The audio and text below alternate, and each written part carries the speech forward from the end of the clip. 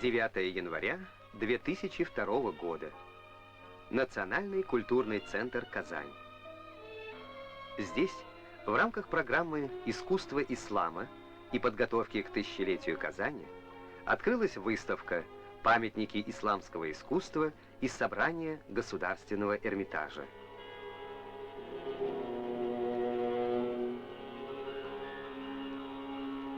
«145 произведений, представленные в экспозиции, рассказывают о значительной части мирового культурного наследия.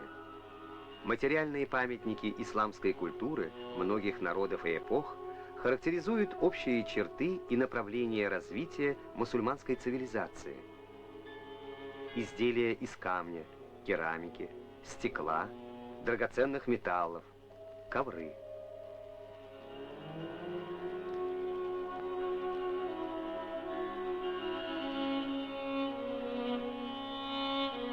Столь масштабная по богатству и разнообразию экспонатов выставка в Казани устроена впервые. Она дает представление об общности культуры, основанной на Коране и мусульманских традициях, раскрывает красоту и особенности языка творчества мусульманских мастеров, наглядно показывает, как они выражают мироощущение ислама.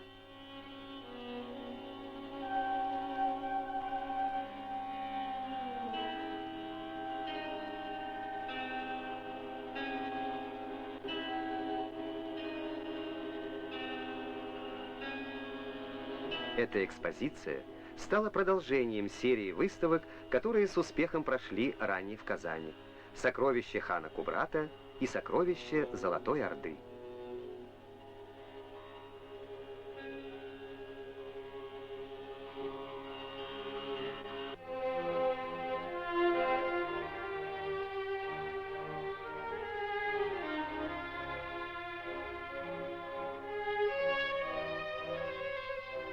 «5 октября 2001 года.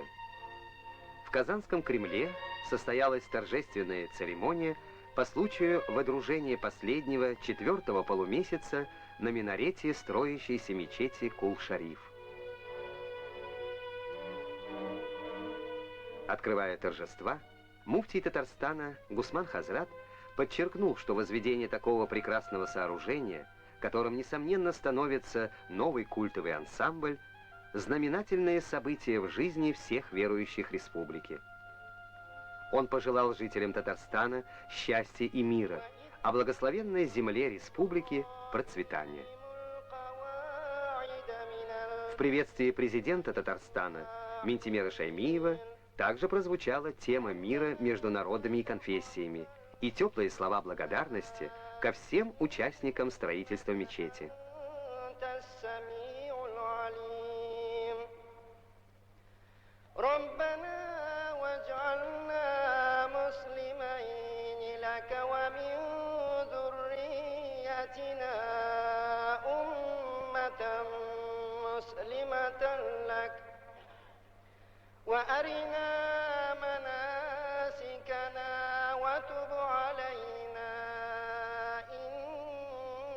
أنت التواب الرحيم.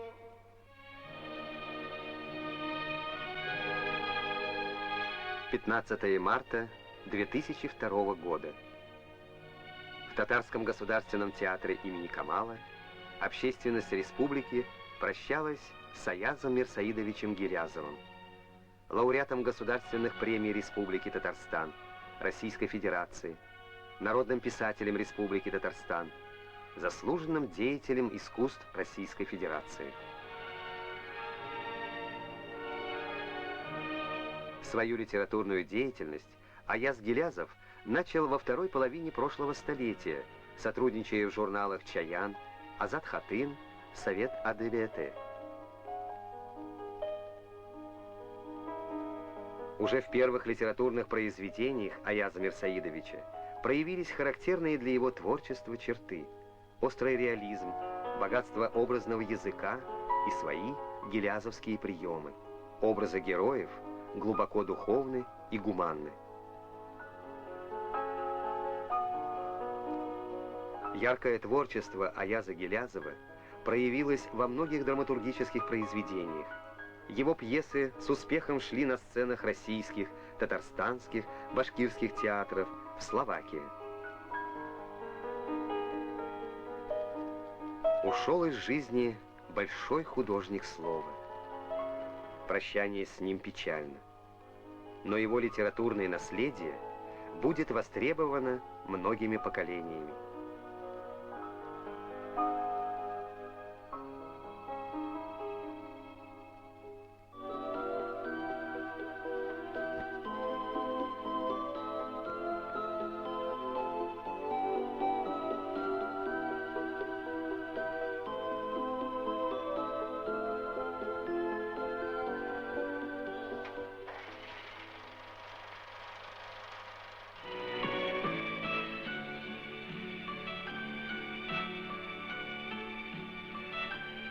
«Что в имени твоем?» — воскликнул бы вновь поэт, доведись ему знакомство с этим незаурядным человеком. Идмас — искусство для масс. Вот и весь тайный смысл его имени. Несколько высокопарно, но по жизни точно. Многолетняя творческая деятельность, служение документальному кино и телевидению. Им созданы кинообразы Муланура Вахитова, Хусаина Имашева, Мирсаида Султан-Галеева, Галимзяна Ибрагимова, Салиха Сайдашева, Сары Садыковой. Герои его фильмов – личности цельные, беспокойные и страстные. Характеры самого режиссера сродни героям его кинолент. Яркий след Идмас Хамитович оставил в истории республиканского телевидения. Циклы телепередач, очерки, многоплановые телепрограммы создавались им в содружестве с коллегами. С полным основанием его можно считать одним из основоположников популярного в свое время еженедельника «Вечерняя Казань».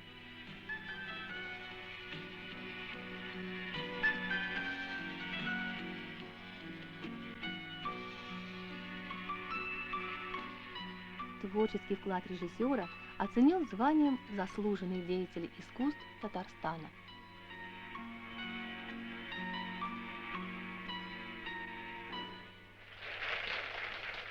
Такого давно не видал этот зал. Юбиляра тепло встретили зрители. Приветствовали друзья, коллеги. Поздравления от Казанской студии кинохроники.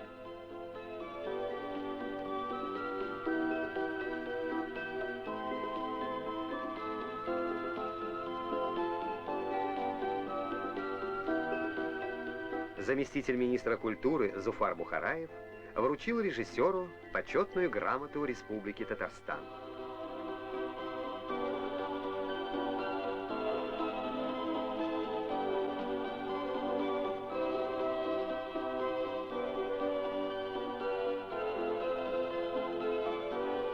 Добавим также, что вопреки своему почтенному возрасту Идмас Утиганов полон творческой энергии и неиссякаемого оптимизма.